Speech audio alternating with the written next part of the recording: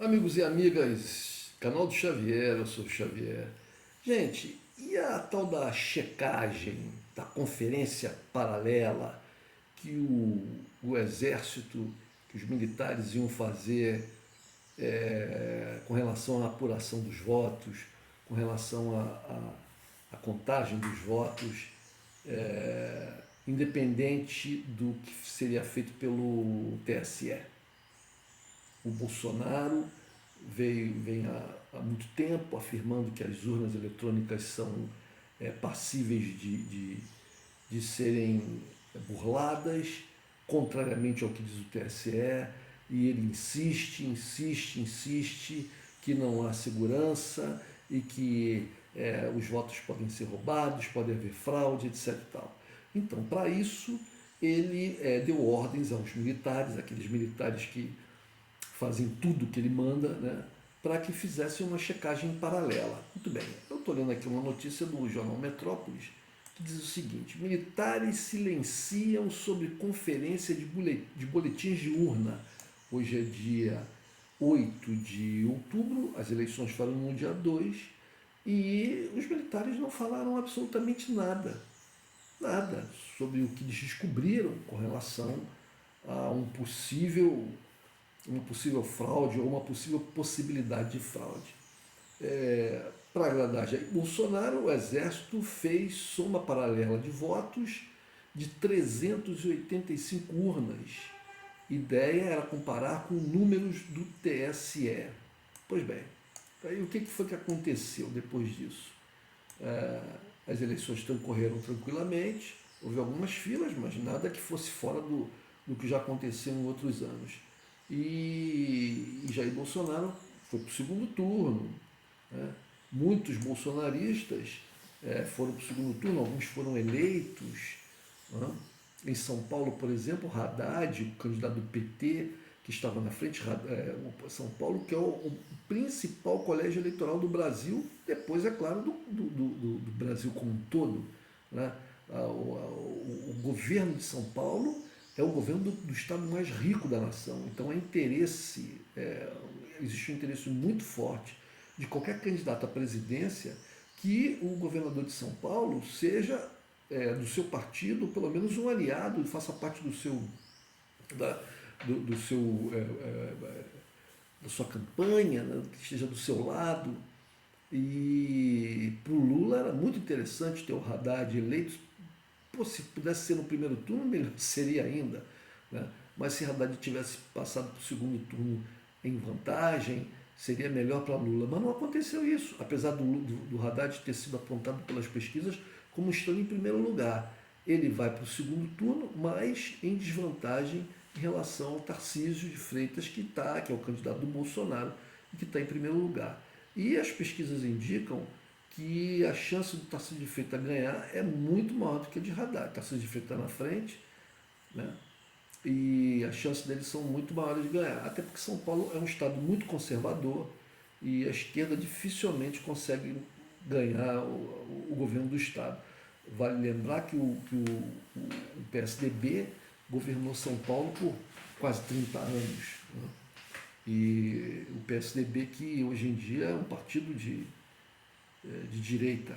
As pessoas que tinham um entendimento mais à esquerda no PSDB saíram do PSDB. Pois bem, então, para atender à pressão do presidente Jair Bolsonaro, que queria ver os militares empenhados em seu plano de questionar as urnas eletrônicas e a credibilidade do Tribunal Superior Eleitoral, o Exército se encarregou de fazer uma checagem, por amostragem, de boletins de urna das sessões eleitorais espalhadas por várias partes do país. A ideia era comparar os números coletados nos locais de votação logo após o fechamento das urnas no último domingo, com os dados que chegavam no sistema de totalização do tribunal, em Brasília. Qualquer divergência, obviamente, seria motivo para o presidente fazer muito barulho. Não houve barulho. Por que será que não houve barulho? Porque não houve divergência. O que isso quer dizer? Isso quer dizer que Bolsonaro o tempo todo inventou uma história, ele mentiu escancaradamente. E há pessoas que compram as mentiras do Bolsonaro, assim como os militares que se prestaram a esse papel sujo, esse papel rasteiro, esse papel de subordinação. Os generais, um ministro da Defesa, um general, se dobra a um capitão que foi expulso do Exército. Ah, ele não foi expulso. Ele não foi expulso por um voto. Mas falaram para ele, ó, pede para sair. Porque ele ameaçou o Exército com atos terroristas por causa de aumento salarial. Essa que é a verdade. Ou seja, um militar de... não tem nem categoria. Não tem nem categoria. Um traidor da hierarquia militar. Um traidor do militarismo. E, no entanto, por razões outras, esse cidadão conseguiu ser transformado em presidente da República do Brasil. E os generais, a cúpula das Forças Armadas Brasileiras, generais, almirantes e outros militares de alta patente, né, fazem tudo que ele manda. Se dobram às vontades de Jair Bolsonaro. Bom, Jair Bolsonaro disse o seguinte, numa entrevista que ele deu logo depois das eleições, quando foi feita a apuração, ele estava no segundo turno, e o Lula, ele no segundo turno junto com o Lula em primeiro lugar e em segundo. Ele disse o seguinte, vou aguardar o parecer aqui das Forças Armadas, que ficaram presentes hoje lá na sala cofre do TSE. Repito, elas foram convidadas a participar, integraram uma comissão de transparência eleitoral. Então isso aí fica a cargo do ministro da Defesa, tratar desse assunto. Chegou a dizer Bolsonaro na primeira entrevista, após ser confirmado no segundo turno no domingo. Depois de fechadas as urnas e anunciados os resultados, a coluna do Metrópole, que está noticiando, que eu estou lendo, depois de fechadas as urnas e anunciados os resultados, a coluna perguntou qual foi o resultado da conferência feita pelos militares. O Exército afirmou que a pergunta deveria ser feita ao ministro da Defesa. O Centro de Comunicação Social do Exército orienta que sua demanda seja direcionada ao ministro da Defesa, respondeu o Exército. Procurado na sequência, o ministro da Defesa simplesmente não respondeu.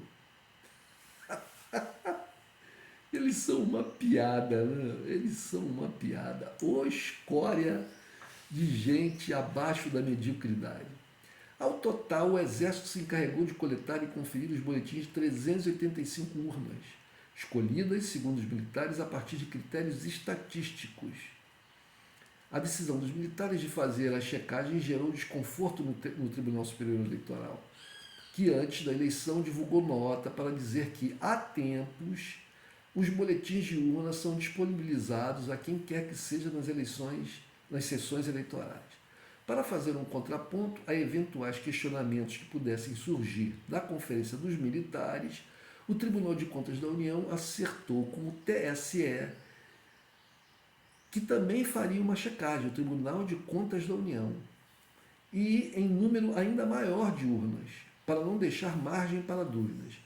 15 auditores do Tribunal de Contas foram escalados para a tarefa. Nenhuma irregularidade foi encontrada, segundo o Tribunal de Contas da União.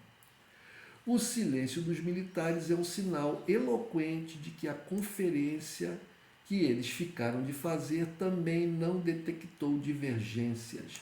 Com a palavra, o ministro da Defesa. Gente, o Bolsonaro, ele deveria ser escritor de ficção, porque ele inventa coisas, né? Vocês se lembram da questão da caixa preta do BNDES? Vocês lembram? Vocês que são bolsonaristas, que estão me assistindo, vocês lembram o quanto o Bolsonaro falou que tinha uma caixa preta do BNDES, que tinha lá segredos da época do governo do PT, que iam escancarar, iam mostrar a corrupção do PT, como é que o PT favorecia países de esquerda, comunistas no mundo, com os empréstimos do BNDES, e patati, patatá, patati, patatá. Muito bem. fizeram várias averiguações, inclusive houve uma entrevista do então presidente do BNDES, o primeiro colocado pelo Bolsonaro, infelizmente não estou lembrando o nome dele agora, mas que ele deu uma entrevista, se não me engano foi na rádio CBN, em que ele declara, né, de forma categórica, que não havia caixa preta nenhuma, né, que não havia nenhuma irregularidade encontrada no passado, não havia nada, que não havia nada. Posteriormente a isso, foram feitas várias averiguações, etc., e nunca encontraram nada. Ou seja, Bolsonaro inventou a coisa da caixa preta do BNDES. Ele inventou. Essa última entrevista do Bolsonaro, que está o Datena do lado dele de óculos escuros, parecendo daqueles homens de preto dos filmes americanos, né? E o outro cara que se presta a um papel desse, ficaria do lado desse monstro idiota, né? O que demonstra que tem alguma afinidade com ele, né? Nessa entrevista, Bolsonaro, aos berros, falando alto, completamente destemperado, porque de repente está percebendo que vai perder a eleição, falando que se sacrifica pelo Brasil, que coloca a sua vida em risco pelo Brasil, porque o governo do PT, porque o Lula vai colocar o Jair Dirceu, vai colocar a Gleisi Hoffmann, vai colocar... Completamente enlouquecido, completamente enlouquecido. Enquanto isso, os escândalos estão só pipocando, né? As coisas estão aparecendo todas aí de uma vez só, né? Um corte absurdo, o corte que eles vieram fazendo em todas as áreas do governo que atendem às populações mais pobres, as pessoas, o povo, cortes e cortes, né? O endividamento do governo. Ano que vem, se ele ganhar a eleição, aí ele já ganhou, arrocha mais ainda, bota os militares na rua e o povo fica caladinho. Eu fico pensando aqui comigo, você que é bolsonarista, será que você não bota a sua mão na consciência e pensa o que você está fazendo? Não vou nem dizer para o Brasil, o que você está fazendo para você mesmo, para os seus filhos, para os seus netos, apoiando e votando numa figura como essa?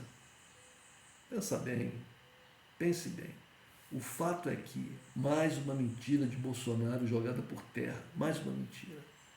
Quando o Bolsonaro sair do governo, muitas coisas outras vão aparecer, que por causa do poder que ele tem no cargo de presidente da República, né, por causa do poder das forças políticas que o apoiam, isso ainda está represado. Mas quando ele sair, seja agora, ou seja daqui para frente, muito mais coisa vai aparecer. É isso, gente. Um abraço.